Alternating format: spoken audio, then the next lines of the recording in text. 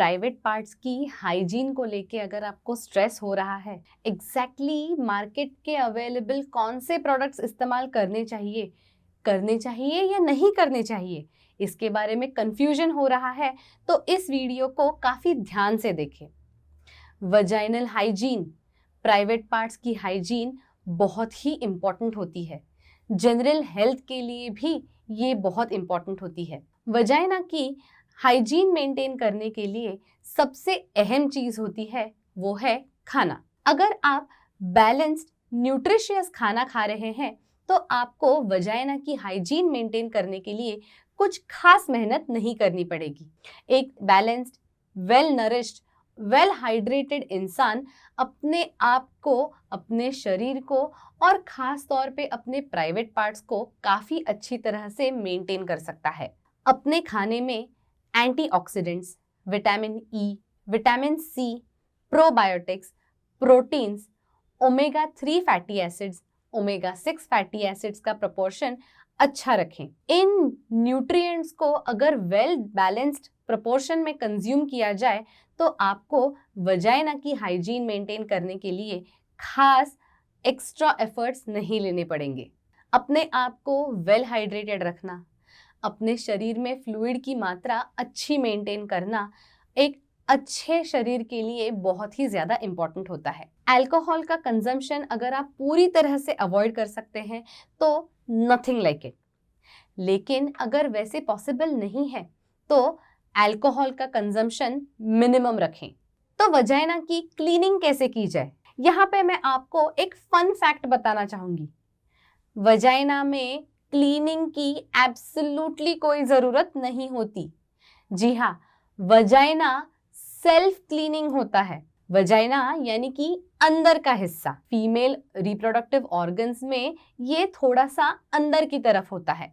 जो बाहरी हिस्सा होता है, जो हम हाथ से महसूस कर सकते हैं, वो वल्वा कहा जाता है। वल्वा सेल्फ क्लीनिंग नहीं होता और वल्वा को साफ करने की जरूरत पड़ सकती है।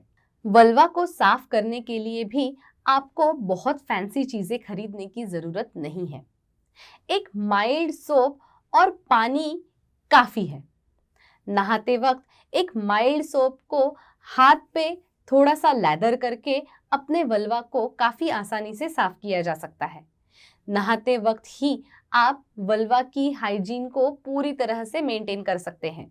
वॉशरूम जाके, यानी कि अगर आप मोशन पास कर रहे हैं और यूरिन पास कर रहे हैं तो मोशन के लिए और यूरिन वाइप करने के लिए दो अलग अलग वाइप्स का इस्तेमाल करें।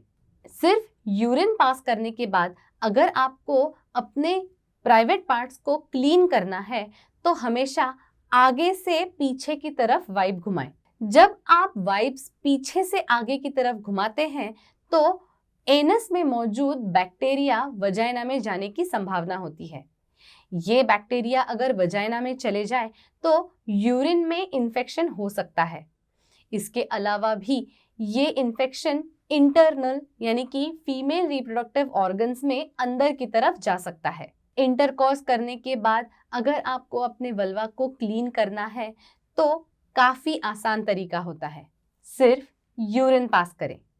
जब आप इंटरकॉर्स के बाद यूरिन पास करते हैं तो यूरिन की मदद से यूरिन के साथ ही साथ अनवांटेड बैक्टीरिया, अनवांटेड ऑर्गेनिजम्स शरीर के बाहर निकल जाते हैं और यूरिनरी ट्रैक्ट इन्फेक्शन होने की संभावना बहुत ही ज्यादा कम हो जाती है। अब ये तो हो गया वल्वा की कहानी। हमें कई बार कई लोग प्यूबिक हेयर के बारे में पूछते हैं, इन्हें ट्रिम करना चाहिए या नहीं, इन्हें वैक्स करना चाहिए या नहीं, इन्हें ट्रिम करना है तो कैसे ट्रिम करना है। तो प्यूबिक हेयर के बारे में, प्यूबिक हेयर की ग्रूमिंग कैसे की जाए, इसके बारे में भी समझ लेते हैं। दरअसल प्यूबिक हेयर का रोल क्या होता है? प्यूबिक हेयर औरतों के शरीर में प्रोटेक्टिव फंक्शन करता है। इंटरकॉर्स के समय प्यूबिक हेयर की वजह से अननेसेसरी फ्रिक्शन को अवॉइड किया जाता है। प्यूबिक हेयर को पूरी तरह से शेव करने की जरूरत नहीं होती। जी हाँ, प्यूबिक हेयर में भी हाइजीन मेंटेन करने के लिए इन्हें पूरी तरह से शेव करने की जरूरत नहीं होती। अगर इन्हें आप ट्रिम करना चाहें तो सिजर की मदद से भी प्यूबिक हेयर्स को ट्रिम किया जा सकता है। अगर आप प्यूबिक हेयर को शेव करना चाहते हैं तो प्यूबिक हेयर को शेव करने के लिए हर बार नई ब्लेड का इस्तेमाल करें। अगर किसी कारण की वजह से आप नई ब्लेड नहीं इस्तेमाल कर सकते तो एक रेजर प्यूबिक हेयर के लिए डेडिकेटेड रखें। ये रेजर किसी अन्य ऑर्गन के लिए इस्तेमाल ना करें। जब आप प्यूबिक हेयर के लिए एक डेडिकेटेड रेजर रखते हैं तो बाकी पार्ट्स से ट्रांसफर होने वाला इन्फेक्शन आप अवॉइड कर सकते हैं। प्यूबिक हेयर को वैक्स करने की भी ज़रूरत नहीं होती, लेकिन अगर आपको प्यूबिक हेयर वैक्स करके ज़्यादा बेटर लगता है तो आप वैक्सिंग कर सकते हैं। प्यूबिक हेयर निकालने के बाद भी ज़्यादा स्ट्रॉन्ग सूदिंग एजेंट्स का इस्तेमाल ना करें। सूदिंग एजेंट्स में ज़्यादा फ्रेग्रेंट चीज़ों का इस्तेमाल खास अवॉइड करें। अगर वल्वा की स्किन या प्यूबिक हेयर की स्किन इरिटेट हो गई है तो ही सूदिंग एजेंट्स का इस्तेमाल करें। अगर स्किन इरिटेटेड नहीं है तो सूदिंग एजेंट्स को आप पूरी तरह से अवॉइड कर सकते हैं। अगर किसी कारण की वजह से वल्वा में बहुत ज़्यादा डिस्कम्फर्ट महसूस हो रहा है, खुजली महसूस हो रही है, दर्द महसूस हो रहा है तो अपने डॉक्टर से ज़रूर मिलें। अगर किसी कारण की वजह से आपको अपने वल्वा में इचिंग महसूस हो रही है, खुजली महसूस हो रही है तो हमारा इचिंग इन वजाइना का वीडियो ज़रूर देखें। इस वीडियो के डिस्क्रिप्शन में आपको उस वीडियो की लिंक मिल जाएगी।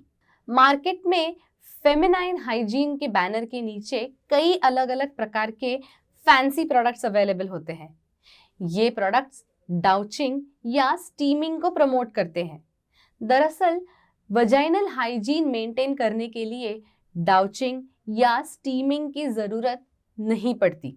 डाउचिंग हो या स्टीमिंग हो, इन दोनों प्रोसीजर्स की वजह से वजाइना में मौजूद normal bacterias, normal fungus harm हो सकते हैं। ये नॉर्मल फ्लोरा अगर अफेक्ट हो जाए तो वजाइना में काफ़ी आसानी से इन्फेक्शन कॉन्टैक्ट हो सकता है। आपने फेमिनाइन हाइजीन के बैनर के नीचे पीएच बैलेंसिंग एजेंट्स को भी देखा होगा। दरअसल इन पीएच बैलेंसिंग एजेंट्स की भी एब्सोल्युटली ज़रूरत नहीं होती। वजाइना अपने आप ही अपने आप का पीएच बैलेंस कर देता है। वजाइना का पीएच वो अपने आप से रेगुलेट हो जाता है।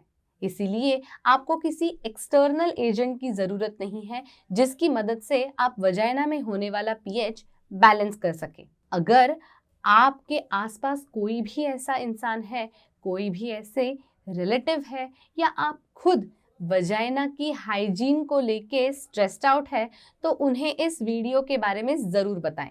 वजाइना की हाइजीन के बारे में समझना बहुत ही ज़रूरी होता है, लेकिन ओवरडूइंग it is definitely not good. Thank you.